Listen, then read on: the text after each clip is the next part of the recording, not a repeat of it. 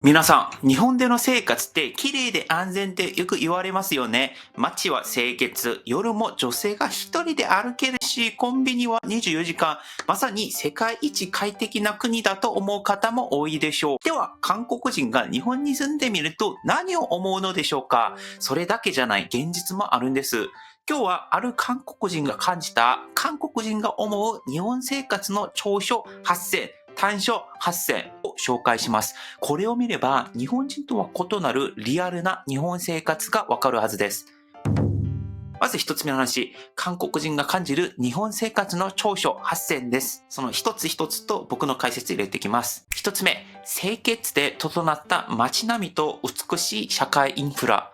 ゴミがほとんど落ちていない。道にもタバコの吸い殻すらない。日本では市民が汚さないこと自体が文化として根付いています。もちろん一部は汚かったりすると思うんですけども、傾向的には綺麗という話ですね。そして投稿主が特に感動したのが、都市にも緑が多いところ。東京の新宿御苑とか日比谷公園のように、ビル村の真ん中に進行級できる場所があるんですね。二つ目、高い市民意識とマナーの良さ、電車での静けさ、車の運転マナー、店員の礼儀正しさ。これは社会の成熟度を象徴する場面かもしれません。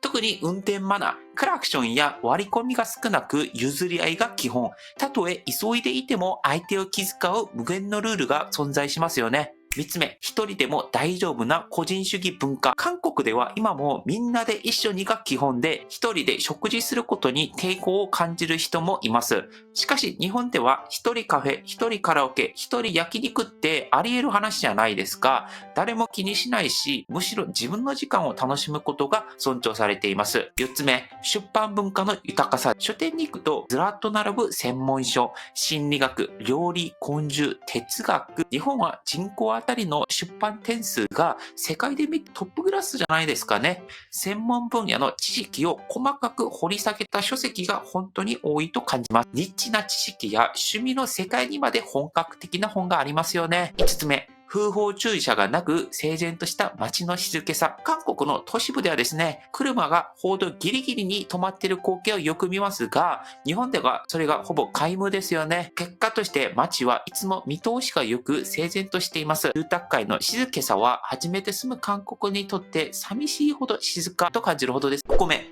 多様な観光資源とレジャー文化。日本の地方ごとの個性も韓国人が驚く点です。北海道のスキー、箱根の温泉、京都の寺、沖縄の海、四季が明確で、それぞれの季節に行く理由がある。しかもアクセスも良いですよね。韓国人旅行者が日本に何度も訪れるのは、地域ごとの味わいにハマるからかもしれません。7個目。生活用品と食品の品質が高く、物価が安定している。日本のスーパーで買う食品や日用品は品質が高いのに値段安定していますよね。例えば100円ショップの文房具が信じられないレベルのクオリティとかしますよね。韓国ではこの数年でですね、物価がすごく上がりました。コーラ500ミリペットボトルがコンビニで250円とかするんですよ。僕には無理ですね。8個目。空気がきれいでほぼ PM2.5 がない韓国の冬を経験した人ならわかるでしょう。これ僕もめっちゃわかります。朝起きたら外がですね、もう白く沈んでいて空気清浄機をフル稼働してたりします。でも日本では空が高く澄んでいますよね。これは単なる気候差とかではなく、環境政策とか工場規制の成果でもあると思います。こうしてみるとですね、日本生活の長所は安心、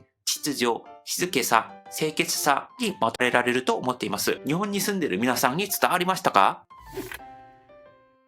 二つ目の話はですね、韓国人が感じる日本生活の短所8選です。こちらにもその一つ一つと僕の解説入れていきます。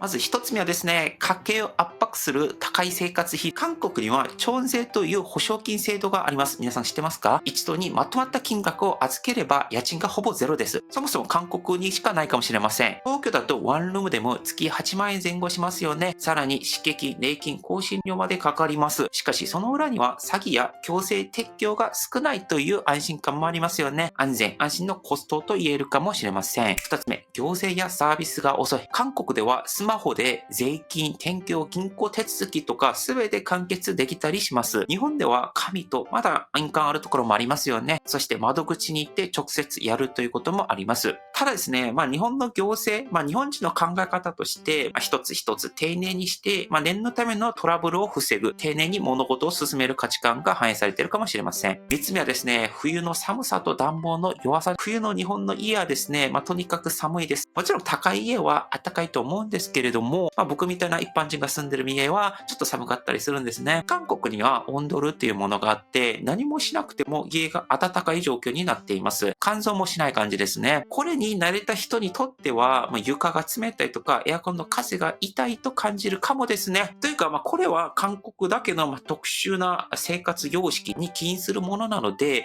今まであったものがないってなると不便を感じるようなものだと思っております。4つ目はですね、夏に湿気すごいですね。日本の夏は気温よりも湿度高いですよね。厳しいですよね。僕も草野球やっていると汗でシャワーする感覚になります。蒸し暑さは辛いんですけれども、これが風鈴の音とか浴衣を生んでいると考えてみると良いかもしれないですね。そして5つ目は地震とか台風多いですよね。韓国人にとってはですね、体が揺れる地震は一緒に1回あるかないか。しかし日本では日常ですよね。小さな揺れでも不安を感じる韓国人もいたりします。日本は災害と共に生きる国ですよね。もちろんその分、避難訓練とか防災グッズとか建築基準、すべてが世界最高水準になっていると思います。6つ目はですね、ネットが遅い、Wi-Fi が少ない。確かに韓国では Wi-Fi どこでもつながります。電車やバスでも無料 Wi-Fi が使えたりします。ただ、日本もですね、世界で見ると最高レベルのネット環境だと僕思っています。だからこれも一緒ですけども、韓国に比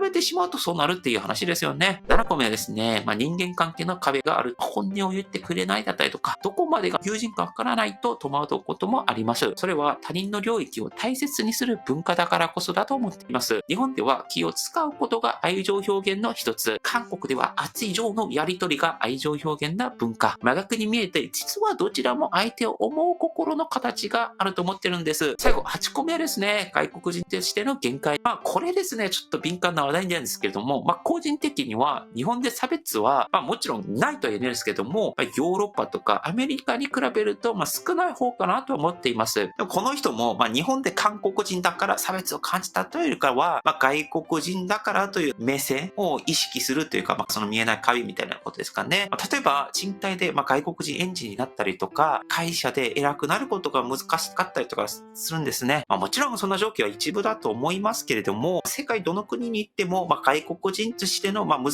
しさはあると思うんですよね。これまで長所8個と短所8個を見てみました。